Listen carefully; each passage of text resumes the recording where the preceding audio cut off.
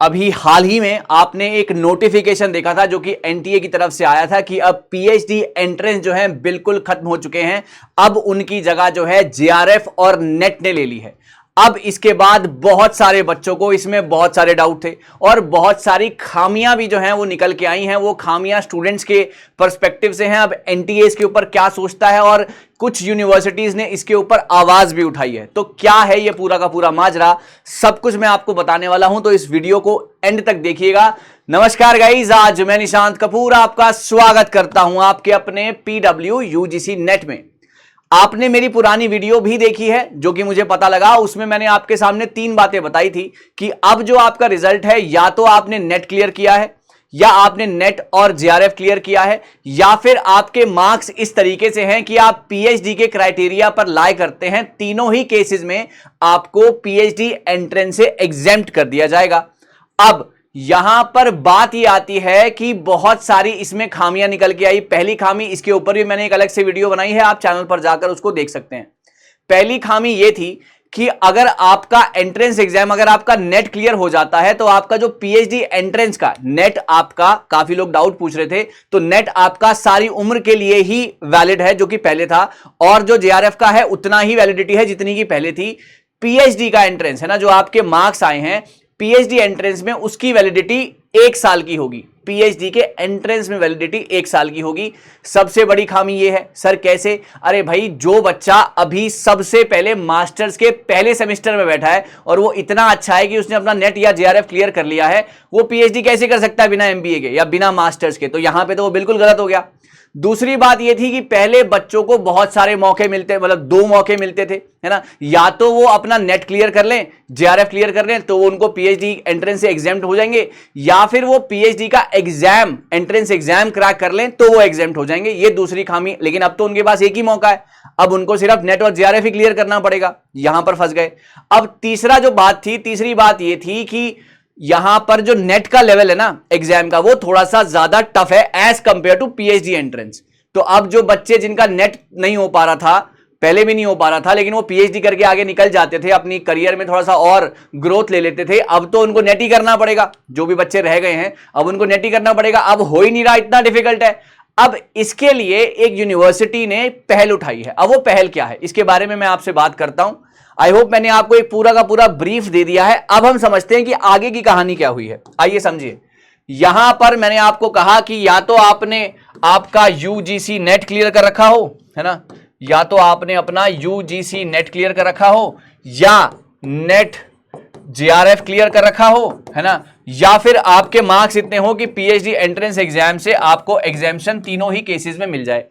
लेकिन अब इसके ऊपर एक और बात आ गई है कि कर्नाटका यूनिवर्सिटीज, आप देख सकते होंगे अपनी स्क्रीन के ऊपर, कर्नाटका यूनिवर्सिटीज और जो स्टेक होल्डर्स हैं उन्होंने इस डिसीजन को अपोज किया है। अब अपोज करने की वजह तो आप समझ ही गए होंगे कि जो 3 खामियां मैंने आपको बताई हैं वही इनके भी जहन में आई हैं कि नेट स्कोर को आप क्राइटेरिया नहीं बना सकते पीएचडी एंट्रेंस के लिए अक्रॉस इंडिया में, है ना। कर्नाटका यूनिवर्सिटी जो है पहली ऐसी यूनिवर्सिटी है जिसने इसके ऊपर आवाज उठाई है और उन्होंने ये कहा है कि आप यूजीसी के मार्क्स को पीएचडी एंट्रेंस एग्जाम का क्राइटेरिया नहीं बना सकते। क्योंकि अब सुनिए क्या बात हुई। बात यह हुई कि स्टेट यूनिवर्सिटीज और अदर स्टेक होल्डर्स कहते हैं कि educationists and students have opposed the university grant. उन्होंने इसके ऊपर आवाज उठाई है to make the national eligibility test score criteria admission of doctorate of philosophy. The decision of UGC undermines the autonomy of university to facilitate research. The UGC should not ride over the university just because they provide the grants, है ना। आप ये कहते हैं कि UGC universities के सिर चढ़ के नहीं बात कर सकती। हमें पता है कि वो ग्रांट देते हैं, उनको मदद करते हैं, लेकिन इसका मतलब ये नहीं है कि वो अपनी ही बात कहेंगे। ऐसा कर्नाटका यूनिवर्सिटी कहती है, मैं नहीं कहता हूं। Examination, admission, fees and other matters of any course including PhD should be left to the respective universities. तो फीस के रिगार्डिंग और ये सारी पीएचडी एंट्रेंस के रिगार्डिंग, एडमिशन के रिगार्डिंग, ये सारा का सारा यहां पर कर्नाटका यूनिवर्सिटी कहती है और स्टेक होल्डर्स कहते हैं कि एनटीए को यहां पर जो है अपना हस्तक्षेप नहीं करना चाहिए। इनको ये सारी की सारी जो चीजें हैं ये रिस्पेक्टिव यूनिवर्सिटी के पास ही रहने देनी चाहिए। Union government is trying to destroy all the autonomous institution by implementing a centralise system of admission, है ना। तो अब यहां पर वो सरकार के ऊपर भी बात कहते हैं, तो इसके ऊपर हम नहीं जाएंगे, बट हाँ इन्होंने बस इतना समझ लीजिए कि कर्नाटका यूनिवर्सिटी ने इसका विरोध किया है कड़े शब्दों में। यूजीसी कहती है कि हमने इसको स्टूडेंट फ्रेंडली बना दिया है। स्टूडेंट फ्रेंडली कैसे बना दिया है? यूजीसी का भाई अब कर्नाटका यूनिवर्सिटी ने कुछ बोला है तो जब आपको कोई बोलता है तो आप भी तो जवाब देते हो ना, तो यहां पे यूजीसी का भी जवाब आया है। यूजीसी ने कहा है कि हमने इसको वन नेशन वन एग्जाम बना दिया है। हमने इसको क्या कर दिया है? वन नेशन वन एग्जाम बना दिया है। कैसे? कैसे का क्या मतलब है? कैसे का मतलब यह है कि अब आपको मल्टीपल पीएचडी एंट्रेंस नहीं देने पड़ेंगे। आप एनटीए, आप आइए यूजीसी नेट का एग्जाम दीजिए, है ना, और आप जेआरएफ क्रैक कीजिए, या आपके मार्क्स इतने हो कि पीएचडी में आपका एंट्रेंस का एग्जामिशन मिल जाए। आपको जगह जगह पर जाकर अलग अलग फॉर्म नहीं भरने।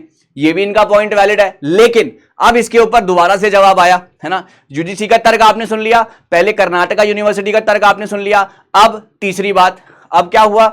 इसके ऊपर वापस जवाब आया, making net the criteria will exclude many, है ना। वही वाली बात जो मैंने आपसे कही कि भाई जिससे नेट का एग्जाम ही नहीं क्लियर होएगा, है ना, या जिसके उतने नंबर ही नहीं आएंगे पीएचडी जितने, तो उसको एंट्रेंस से कैसे एग्जामिशन मिलेगा और कैसे बात बनेगी। अब तो अपॉर्चुनिटीज कम हो गई है ना, बहुत सारे जो हैं एक्सक्लूड हो जाएंगे यहां से। तो ये सारी की सारी चीजें थी जो कि मुझे आपके सामने रखनी थी, जो कि सामने आई हैं, जो कि बहुत ज्यादा इंपॉर्टेंट है, मुझे आप तक ये बात पहुंचानी थी।